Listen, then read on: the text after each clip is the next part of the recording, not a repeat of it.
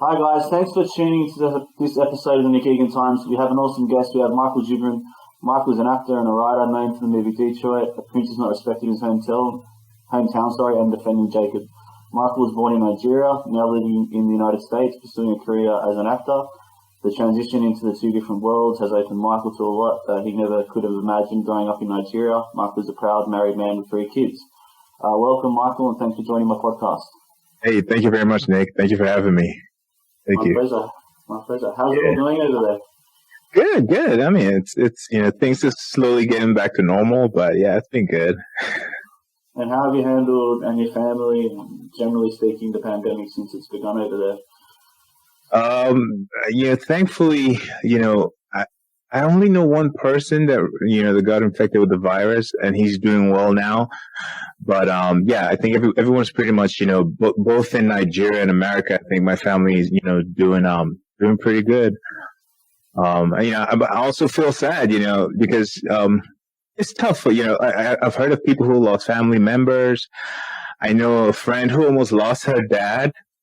And it's crazy because you hear of one person, getting the virus and they're fine. And then, the other person gets it. And in 24 hours, they're on a ventilator or something. Yeah, but it's been good. Thankful. Cool. Thanks for that insight. All right, let's just jump straight into it for the listeners. Who is Michael Jibrin? Michael Jibrin is a husband, a father, an actor, a podcaster, and a writer. Good hands in all the pies. Yeah, I do. You got to stay busy, Exactly, I couldn't agree more. All right, tell me about your story coming from Nigeria and where it all began for you, should I say, and how you got to where you are right now. Oh, wow, okay. Great question, because, for me, the journey, honestly, I'm being blown away by, everything is happening. It's because you have to understand, growing up in Nigeria, you're exposed to what you dream about is what you can feel, see, and touch. Every other thing is just superficial fiction. They don't exist, So I'm growing up in Nigeria, and everything I want to be, I want to play basketball in Nigeria. I want to be the best actor in Nigeria. If I thought of getting married, when I thought about getting married, I was going to get married to a Nigerian. But, life just has this way of surprising us. And, I met my wife, who's Italian American in Nigeria. We got married, and we moved to the United States. The surprising thing, well, I won't say surprising, but I didn't plan to stay here. So initially, we had planned to come visit. So mentally, I wasn't prepared. I didn't think I was going to be an actor in America. I was just been in America for a couple of weeks, and then we're going back to Nigeria. But after a couple of weeks here, we decided we're going to stay. And slowly the reality of making that big move started to hit me. The culture shock, the weather, the sense of community. There were a lot of different things, And then the question, do I still want to pursue a career as an actor? Because being an actor in Nigeria is a different ball game, in contrast to being an actor in America. So it's been good. It's been good so far. I'm used to the weather now, and I tell people, I feel like America is more home to me than Nigeria was, because I built a family here. There's a stronger foundation that I have here, which I didn't have back in Nigeria. So I don't know if I answered your question, but, Yeah, no, that's great context, and yeah, that makes sense. I don't know too much, obviously, about what life was like in Nigeria, but for listeners and myself, what was, just generally speaking, life like growing up and living in Nigeria when you're younger? Oh, wow. Honestly, life was beautiful.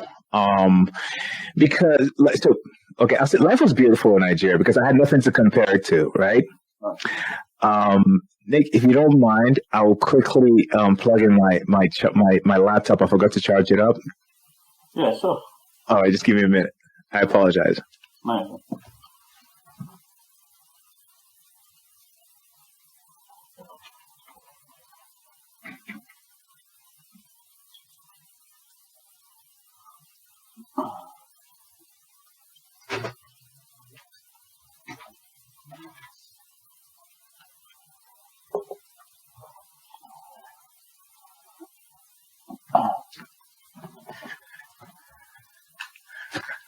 I'm sorry about that.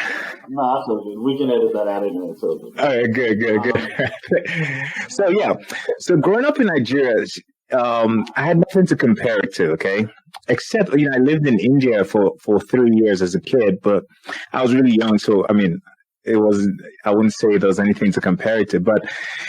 Nigeria, speaking about sense of community, I felt like I grew up with my neighbors. Like I knew all my neighbors. I knew their parents, we went to the same schools. I played outside, I climbed trees, it was fun. And, family, like I said, the sense of community was so good, and you lived with your neighbors like they were family, you know. And even though, like, I grew up in the 90s, 80s and 90s where, like, we were ruled by the military, but it just felt like that was life. We've been ruled by, it didn't feel like, oh, we want democracy, I didn't even feel it, Yeah. So life growing up in Nigeria was fun. I really, looking back, I really enjoy it. And one thing I love about Nigeria is the ability to adapt to every situation.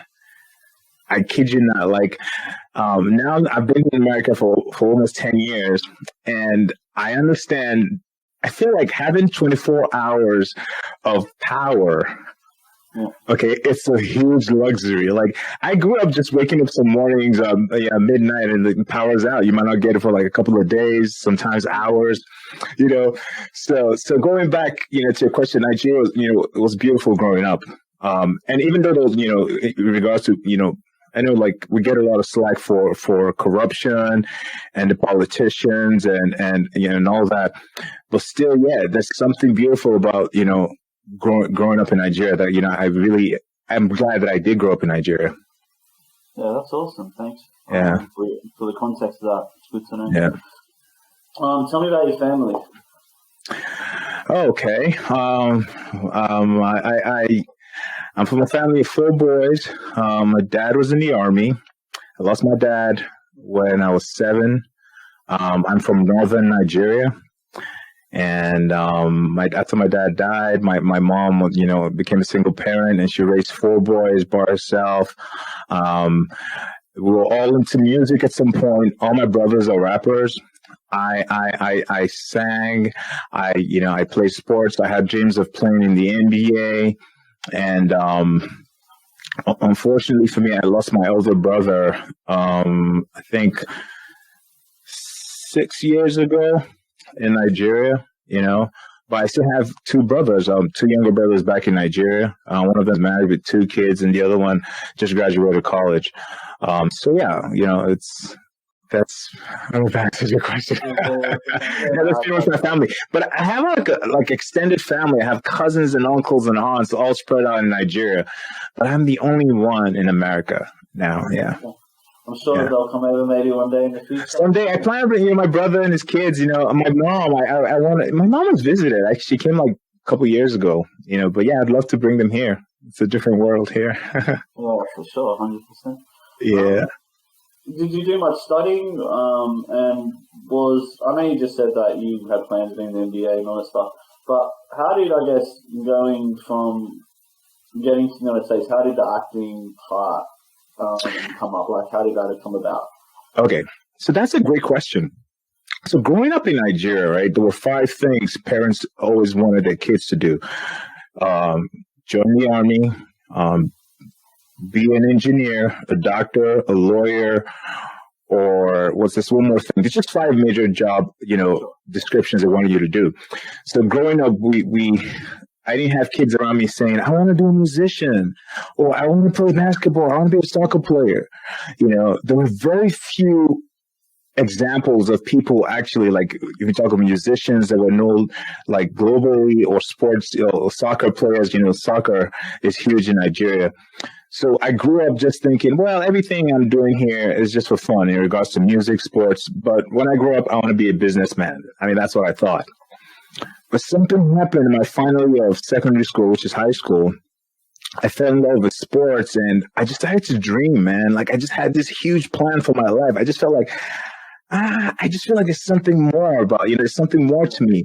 And I told my mom right out of high school, I was like, I want to play in the NBA. You have to understand how crazy that sounds, okay? I'm 5'11". Yeah. And before me, there were like three Nigerians that had made it to the NBA, and these guys are like 6'10", 7'1", and 7'2". So here comes this guy who's barely 5'11", having dreams. And my mom, I think, really helped me dream, because she could have said no, and that was it. Sure. But somehow she just, and I kid you not, it was tough because I didn't have too many kids dreaming like me. I turned down going to college in Nigeria because I wanted to play basketball. Now, let me piggyback a bit. I did theater in high school. I sang in high school. I was one of the best dancers. I played basketball, did track. But like I said, you don't want to be that, right? But somehow I want to play basketball. So in the process of trying to get scholarship to play in America, nothing panned out. So I'm at the stage of my life where my peers are graduating from university. They're buying houses. They're getting married. And I'm still that guy with a dream. So the pressure, man. And I give people this analogy, right? So my mom used to feed me like with a spoon. And then it got to the stage where she would put the plate in front of me, and then I had to feed myself. And it got to the stage where like I had to look for the food in the house, and then it was time for me to leave the house. So I had, and this is the thing about my journey in life, right? I always, at every junction in my life, I had people who saw something in me that I didn't see in myself. So at this stage in my life, low self-esteem, lack of confidence. I mean, everyone's like way ahead of me, man. Like way, I'm going from like friend's house to uncle's house, And a friend of mine kept saying to me, "Hey, you have a great smile. You should model. You should do this. And to cut the long story short, she forced me to my first modeling audition. I booked that role, and even though I could act, like I told you, I didn't think I could build a career, especially in Nigeria. And after modeling, and I went to meet a family friend who I thought could help me start up as an actor, and she told me, don't do it. There's no money in this business. Why don't you look for a job? And she introduced me to someone who was in this business of selling Gillette shaving sticks. So like a grooming kit for men. And the whole description of what I was supposed to do in that job was I would have a box of Gillette shaving sticks that I would have to sell in traffic. So traffic are like junctions where cars and traffic lights are like driving around. I have to run after cars to sell them. At the end of the week, I get a commission. So I went to this guy. I'm like, "Hey, I want to do this job." And again, another person in my life was like, "Hey, there's something in you." And so when I told him I want to do that job, he's like, "Why do you want to do this?" I was like, "I just want to make money." He's like, "I don't think this job is for you. I feel like you're better than this." And he's like, "What can you do?" I said, "I could act." He said, "Can you act? Are you sure?" I'm like, "Yes." He took me to my first audition. Wow. He took me, honestly, and I'm telling you. So, like I said, at every junction in my life, there were people who watched me and could see something that I couldn't even see in myself. And I went for my first audition, and boom, I got a role. My first role was just a line, like a day player role, right? I take that line home. I'm rehearsing like in front of a mirror for hours every day. After 2 weeks, I get a call from the director. It's like, "Hey, can you bring that script back? We have a better role for you." And I did that. I did a TV show for 2 years, and the rest is history, man. I just kept going. And don't forget, I didn't study as an actor. So I was learning on the job. Right. I was learning I was learning on the job. And I feel like now I know I had the talent in me, but I had to be put in a position to be able to express myself. So if I make mistakes, then I learn, then I grow, So that's how I started acting.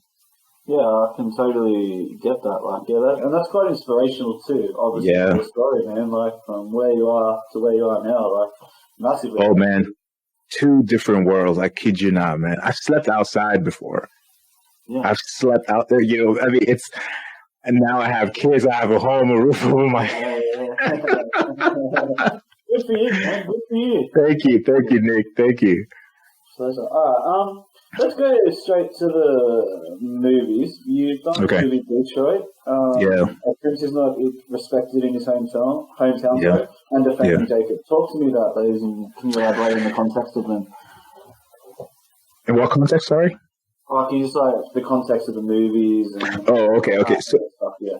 Okay, so Detroit was based off of a true story. Something really happened in Detroit, in the city of Detroit, in 1977, where a war vet had just gotten back from Vietnam, and they had this party at a bar called the Blind Pig Bar, and somehow they got busted because the owner of the bar didn't have a liquor license.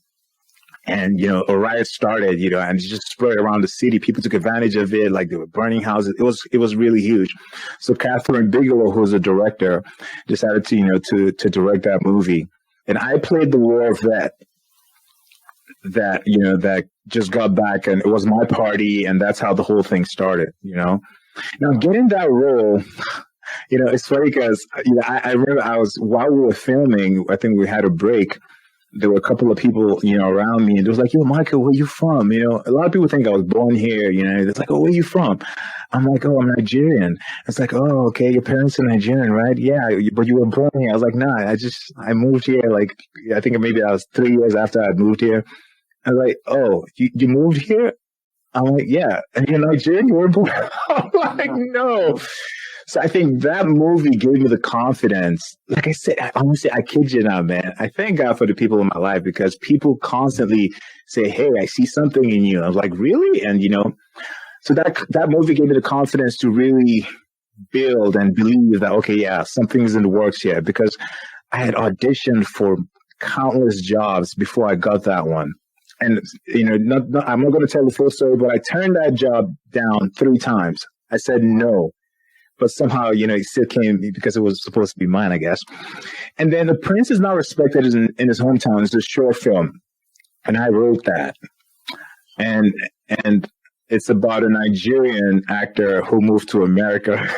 I started to understand what it feels like to be Nigerian, looking for a job, the pressure from home, people asking you for money, because there's a perception that, if you live in America, you're rich.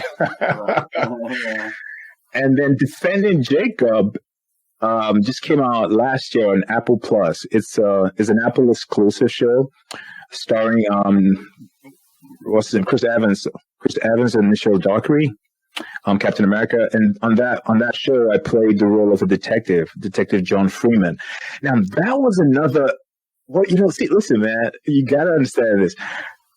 I was standing next to Captain America. If I say Chris Evans, it doesn't carry that way. But if I tell you, so it's still it's still that thing. Like, I'm like, somebody wake me up, man. Like, this is surreal, So yeah, I did that, and honestly, that was one of the best, feelings, as one of the best accomplishments that I ever had as an actor. And the thing about being an actor, which sometimes I wonder, if after that job, which maybe 5 years ago, that would have been like my dream, I was like, hey, I want to do more. I was hungry for more. And, it was great because I walked on set, I introduced myself to him. And the thing about being in the business is once you're in front of the camera, everybody, you're respected, and they feel like, hey, you deserve to be here, and we're treating you like you're our peers, like we're all equals here. Let's go to work. But I had butterflies in my stomach, man, like exploding, And I just had to, I couldn't be a fan. I was his colleague. We were there to work, so I couldn't be like, yo, man, Chris Evans, like, you don't even know how I feel right now. So that was that for me. And I recently just worked on something. I can't talk about it, but yeah, that's pretty much as much as you can say. The journey, in regards to acting. And so also, let me just say this: when I decided that I wanted to do this full time here, I also realized that I needed to train as an actor, because I told you earlier on that being an actor in Nigeria is way different. And, the skill level, the expertise, and the attention to detail out of this world. And I knew I didn't have that discipline. So I had to study for 3.5 years. Wow. Yeah, I had to. Yeah. I was going like 4 times a week, late nights, assignments, doing plays, reading books. Yeah. So yeah, I had to do that. How much going back to doing the study of it to where you are now, how much would you rate yourself on how much you've improved as an actor with the skill set? Oh, Nick, man, mind blowing. Because I don't know if you've heard. I don't know if you've heard of this. There's different techniques to acting, right? But the one I studied was called Meisner. I haven't heard of it. Yeah. Okay. Meisner. It's one of the big definitions for that is the ability to live truthfully under imaginary circumstances. Now, why I say it was really a defining moment for me, and I wouldn't be doing this today if I didn't train as an actor, was as we get older, right? We start to build walls around ourselves. We start to know the parts of ourselves that we don't want people to see. If I smile, people will be more accepting. If people find out that, I have this chipped tooth, they probably won't, we have all these defense mechanisms we build. Yeah. So if I come to you now, there's very little I'm going to reveal about myself, right? Because I don't trust you. I'm like, oh my God. But when you get to front of the camera, people want to see real life. I don't know if you've watched movies where you connect to the story and it reminds you of something that happened or something you experienced. Yeah. So doing that training broke all those walls for me, man. I kid you not. And, after that started to happen, the beautiful thing about that is I'm still learning. It's never a destination. I'm still watching and learning. But if I didn't train for 3.5 years, I will fail so woefully, bro. Like I would have no skill or confidence to stand and deliver. So that helped me. And the beauty about it is, it helped me as a human being, not even an actor. Yeah. Okay. It helped me as a new sound. I'm more like open to life. I'm more. When I watch films now, I just don't watch it for entertainment, and I hate that it's starting to happen to me now. I'm critiquing, I'm asking questions, I'm feeling, I'm crying, I'm angry. There's certain shows I just turn off because they affect me so much, and I'm like, this is not helping me. I can't watch it, But yeah, so that's what being an actor has helped me, overcome as a person. And the funny thing is, even my wife, I'll tell you this, right? At some point, it was a pressure financially, right? To be taking classes and, with the bills in the house and everything. And so I think after my first year, I told my wife, I was like, honey, I don't think we can do this anymore. I just feel like it's not helping us. I'm just doing this class. There's no jobs coming, And my wife looks me in the eye. She said, you're not going to stop, man. I see something in you. Something is changing and I want you to continue. So another junction of my life where somebody's seeing something that I'm not seeing, right?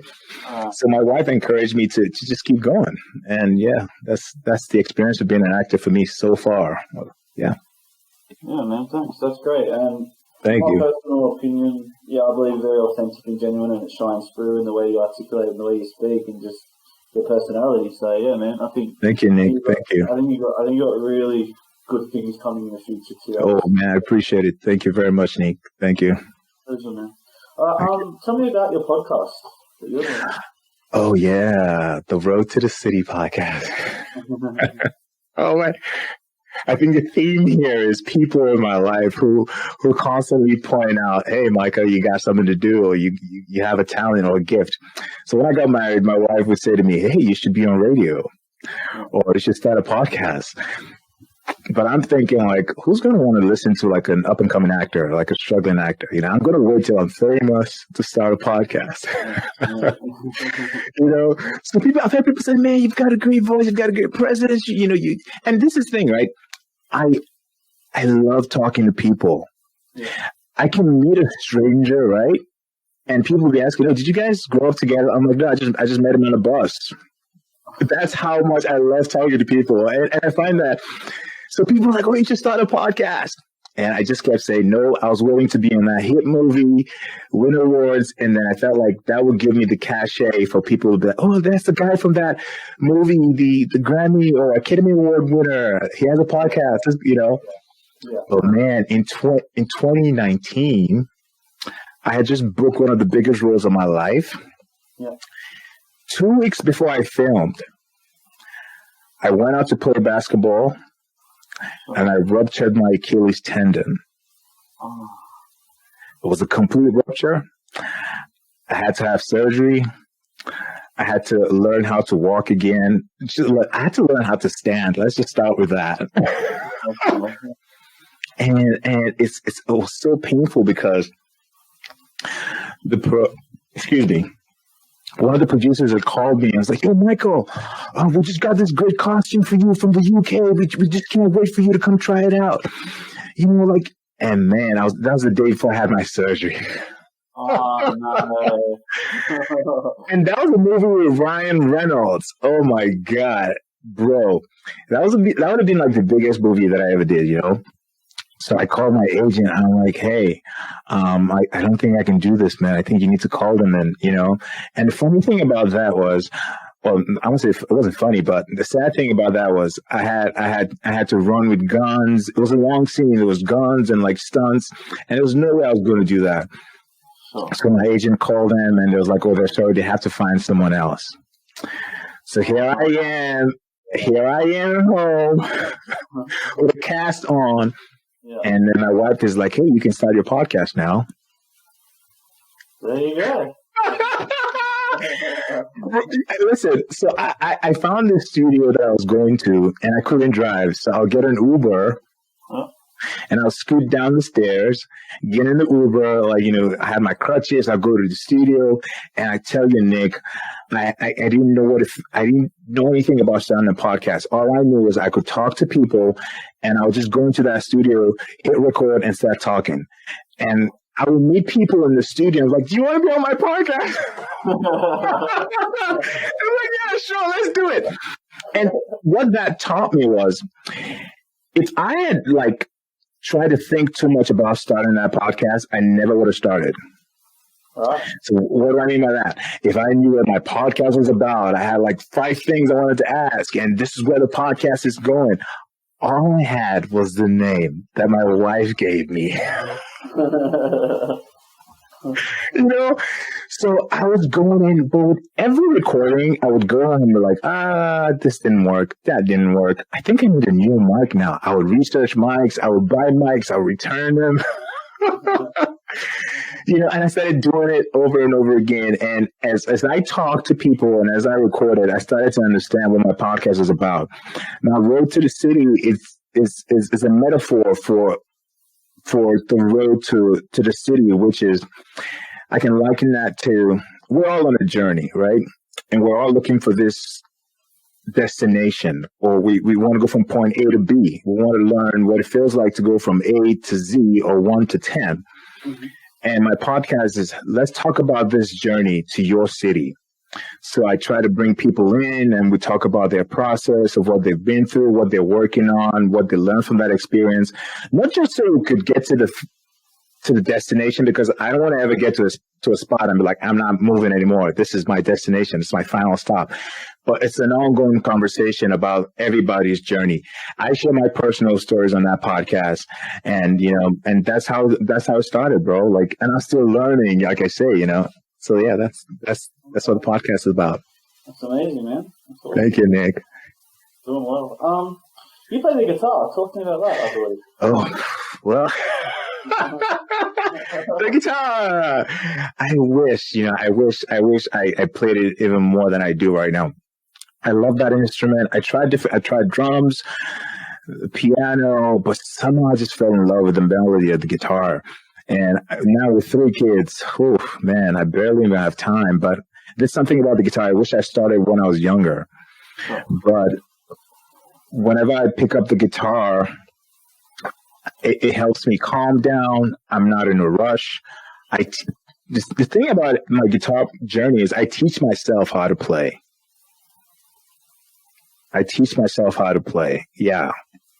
So I go on YouTube, I'm thinking I should invest in some kind of class, because what I learned about playing an instrument is if you sit for 5 minutes with a professional guitar player, you will learn a skill that would have taken you 6 months in 5 minutes, because they say, no, you're doing this wrong. Here's this chord, this is transition, and boom, you unlock something new. So that's my journey. I get stuck for months, and then from countless hours of playing, boom, something happens, And I write songs. So I just sit down, I write melodies, lyrics, and that's my guitar journey. Man, you really I'm trying, man. I'm trying, bro. That's what's up. Yeah. What else are you working on in regards to movies or TV shows or anything like that on that side of things? Is there any upcoming in the works? So I just filmed something 2 weeks ago, and that's coming out sometime maybe in the summer or fall. And I just teamed up with a couple of friends. We had made my short film together a little over 2 years ago, and we're working on a new project. We're thinking of making that short film a feature film, or we have a different concept we're working on. So I have a friend who wants to partner with us. He believes we have something with that short film that we made. So we're still in the works, and that's something we're doing right now. And I'm still auditioning like crazy, because ever since the pandemic happened, all I have to do now is just stay at home, put on the lights and camera, and record my auditions. So I've been auditioning for casting directors in Los Angeles, in New York, and in Boston. So that's pretty much all that's been that's happening currently right now. How has the pandemic affected the way that they shoot movies now? So, for example, if you were to get a role that you auditioned for, would they still have the set? Like, would it be business as usual by having the set? Oh, no. Oh, okay. So that's a very great question. So first of all, the movie that I did 2 weeks ago, right? Yeah. I had to get tested. Wow. Twice to go for my fitting. Yeah. So 2 days before I went in for my costume, I got tested.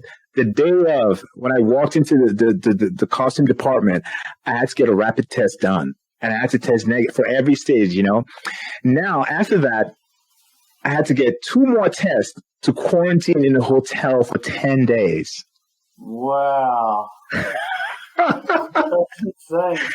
For 10 days, right? And I had random tests going on. And those 10 days, I can't see anyone. I can't go out. I can only order like groceries online. But I was getting tested every 2 or 3 days. And I had to test negative like every time I got tested leading up until the day I filmed. Now on set, that's a different ball game. We have 3 different zones: the yellow, the green, and the red zone. So you have everyone maxed up in the green, and people in the green can go to the yellow. So they have all these markers around. And the red zone are where the talents would be with no mask. So you can't come into the red zone from the green or yellow. So it's strategic right now. And then not only that, I had to take a course online to educate myself on the etiquettes of just being in quarantine. I'm working on a big production, and usually you could just sit down with people and have meals and chit chat, but you can't do that anymore. You have to stay like 6 feet apart. You can't. It used to be like a buffet setting to eat. Now that your food comes pre-packed, So that's but for every production is different. So for every job that you go to, they'll have their own set of rules. But I think they're like guidelines, they have to follow, like COVID guidelines that they have to follow to keep everyone safe and protected. And you can't, one of the things that I learned is you just can't go in and just talk about you just can't talk about COVID like it was some fiction, especially if you don't have it, because it's affected people in different ways. And you want to be sensitive to someone might have lost a loved one, So yeah, that's what we're working with now. And just going back to your question, also, I think we've lost a lot of opportunities, also because there's a lot financially that has to go through for you to be able to keep people in quarantine, pay them. So a lot of people just don't have that budget. So like for the indie filmmakers, the short filmmakers, it's going to be tough for them to really get their movies out. Yeah, imagine. Tough times we're in that way. Yeah. So, what are your hobbies and passions outside of everything you do? Bars, playing the guitar, like what do you like to do in your downtime? Downtime? I play video games. Cool. I was trying to think of what else I do. I play. I just got a PlayStation 5, and I'm a big soccer fan, so I play FIFA. Man, that's pretty much what I do. When my kids are in bed, everyone's like, we're done for the day. Everyone's sleeping, man. I just bring out my FIFA and I play. Yeah, relaxes you, huh? Yeah, it does, man. It does. Trust me, man. Yeah, I get it. What's your favorite food? Where do you like to go to eat? Yeah. Woo! I'm the worst person to ask that question. I'm not an adventurous eater. I would eat, like if I come to your house, I'm not going to be picky about what I want to eat. And I grew up hungry, man. So I would eat anything that I got. I went to a boarding school in Nigeria, and that really taught me to just eat whatever you have in front of you. And I say I'm not an adventurous eater because, honestly, without fail, when I go to a restaurant and I try something new, I always hate it. Yeah. So I just go straight burgers and fries. Like that's me. Pasta and meatballs and pasta. Yeah, I know that. I'm just gonna eat that. That's me. So yeah, I don't have any favorite food, man. Anything that tastes good to me, I'll eat it. Cool. Hey, how do you see Nigeria? I'm not getting too political here. Position going into the future, and what's your opinion on Nigeria handling the COVID pandemic as well? Oh, that's a very good question because I was born in Nigeria and I've lived there, right? I know that some people have to go out every day to be able to provide for their family. Right. A large population of Nigerians don't have savings. So if they don't work, they don't eat. Like I'm telling you, like there's like remote villages where there's really no form of what's the word? There's no industry. People go to really farm for their food and like bring it home. So that's tough for a lot of people to adapt to. And then I think, just talking to people, there's a large population of Nigerians also that really, they just want to go out. They're not trying to social distance and, wear their mask. And I understand because, like I said, they really have to go out and, fend for themselves. If they stay home, kids will suffer, you know what I mean? And I feel like Nigeria, we're really in a process of an overhaul in terms of politically. We're trying to restructure a lot of things. Like I said, we've suffered from a lot of bad governance over the past years, and that's affected how the country progresses economically. So the pandemic really hit us hard. I talk to people, and the funny thing is, even if people test positive, people still walk around like, to get tested is expensive. Wow. So it's affecting the world, differently, So I don't know if I answered your question, but yeah, man. And just think, and one thing I'll say also is, I told you earlier on, speaking about Nigeria is, I love Nigeria so much. I got used to not really expecting much in terms of power. I lose power or clean water, right? Until I lived here in America, I understand that there's certain things that are basic that the government will provide for you. You know what I mean? Like, so education, power, water, healthcare. I didn't have insurance growing up. Insure what? I was sick. I just go to the chemist and self-medicate. I got malaria. What drugs do you have, So having lived in America now, I'm like, oh my God, like we deal like this. There's a lack of structure on so many levels, So I constantly go back and forth, just comparing. And don't get me wrong, there's things that I don't like in America also that I love in Nigeria, But having experienced these two worlds, and I'll say this right to your listeners: you need to travel. You need to travel. It'll open you up. It'll educate you. You need to leave your country, even if it's for a week. And one thing I wish I did was even travel within Nigeria. Nigeria is so blessed with so many cultural differences, languages, foods. And I wish I had traveled even around Nigeria myself. You know, it will open you up. Trust me, man. It will. Where internationally have you traveled? Like far, obviously, Nigeria, United States. Nigeria. You're asking specifically about Nigeria? Where in the world have you traveled? Oh, I've lived in India. I've traveled to Kenya. I've been to Trinity. Sao Tome.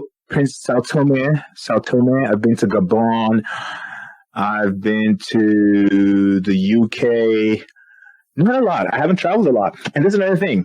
Travel before you start having kids.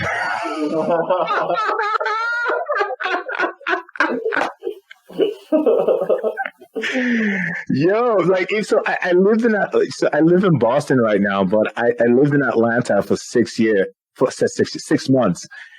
Honestly, going from Boston to Atlanta is like going to a different country. I am telling you, the weather, the people, sense of community.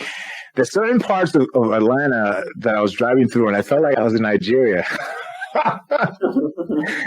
Because of the sun, man, it was so hot, you know? Yeah. If you were 18 again, what would you change if you could? If I do what? If you were 18 again? 18 again? Something?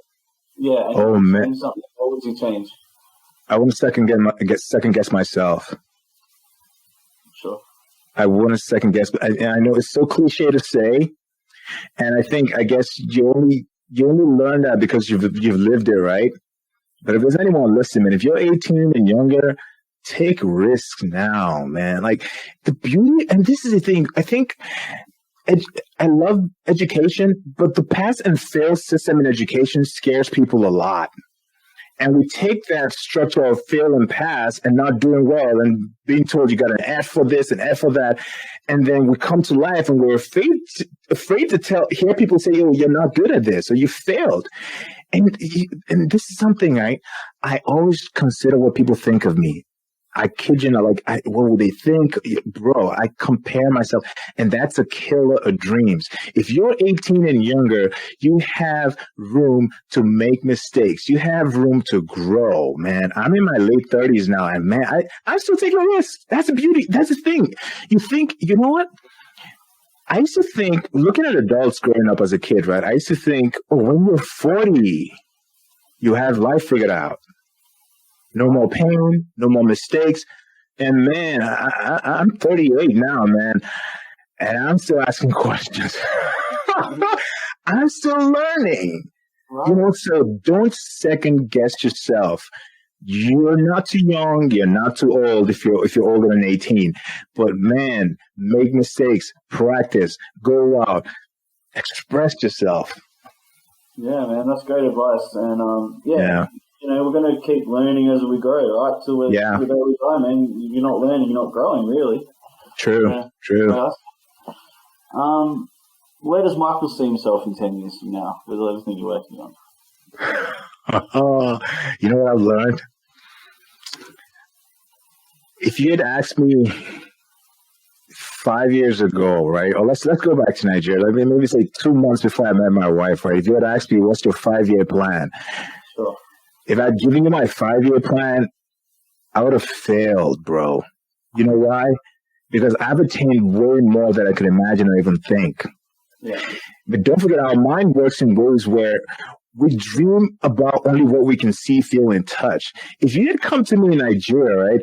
I met my wife in 2009. If you had come to me in Nigeria in 2008 and you say, yo, Michael, you know what? I think you're going to be in a movie in America with Chris Evans in about maybe 10 to 12 years. First of all, I'll say, you know what? I want to be in a movie with him tomorrow. And if it's not happening tomorrow, then it's not real. But wait, I have to wait for 12 years for this to happen?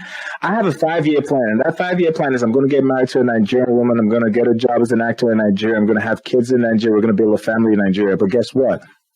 My future was in America. My future was building a family here, which I couldn't even think about it.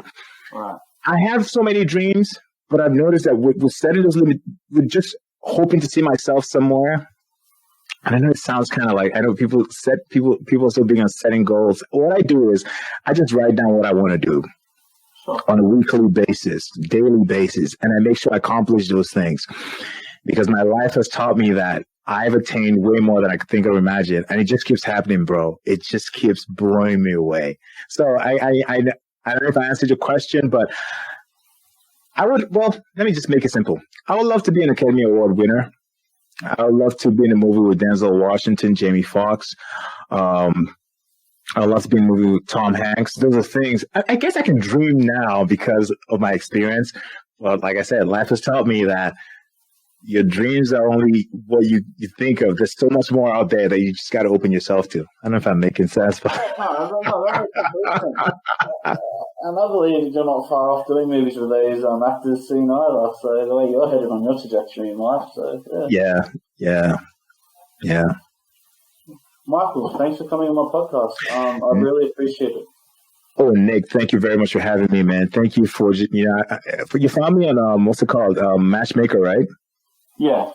Yeah, thank you. I appreciate this opportunity, man, to be able to share your platform and be a guest on your show. And you know what I like about doing podcasts also is when you ask questions, you help me remember things that I've been through, and I'm able to put things in context to encourage myself or to remind myself, because sometimes you get into a funk and you forget that you've overcome a lot. And when I have conversations like this, and you guys ask me questions that I don't even know you're going to ask me, and I'm forced to go back and think. So after this podcast, I'll probably go home and think, yeah, he asked me like what it felt like to grow up in Nigeria. Oh, that's true. This happened and that happened. So I just want to thank you for that opportunity. Thank you. All right, yeah, and I really sincerely wish everything amazing happens to you from now and into the future, all the stuff you're working on. And yeah, man, wish you nothing but blessings. Thank you very much, Nick. Thank you. I appreciate it, man. Nice, man. Have a good day. You too. Bye-bye.